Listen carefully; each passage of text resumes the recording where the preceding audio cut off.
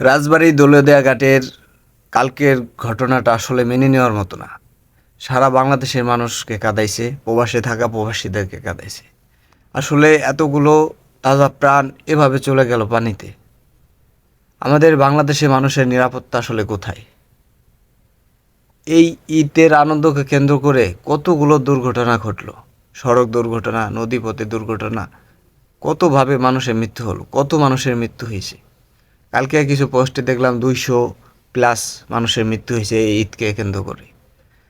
তো আসলে আবার দেখলাম সরকারিভাবে যেসব মানুষ মারা গেছে তাদের পরিবারকে 25,000 টাকা করে দেওয়া হবে। আসলে আমরা এই 25,000 টাকা চাই না, একটা মানুষের মূল্য 25,000 টাকা হইতে পারে না। আমরা চাই নিরাপত্তা, সড়ক পথের নিরাপত্তা। বাংলাদেশে দাদার আমলের গাড়িগুলো এখনও চলে।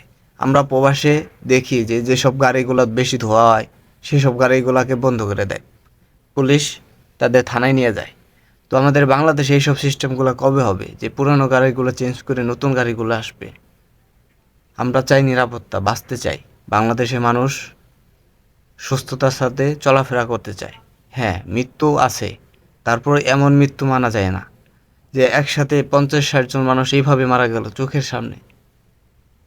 কি বলবো, এগুলো সোশ্যাল মিডিয়ায় ঢুকতেই ভাল লাগে না, ঢুকলেই আসলে এগুলো সামনে আসে, অনেক খারাপ লাগে। তো সবাই দোয়া করবেন যে সকল পরিবার ভালোবাসার মানুষ হারাইছে তাদেরকে আল্লাহ তাআলা ধৈর্য ধরার তৌফিক দান করুক।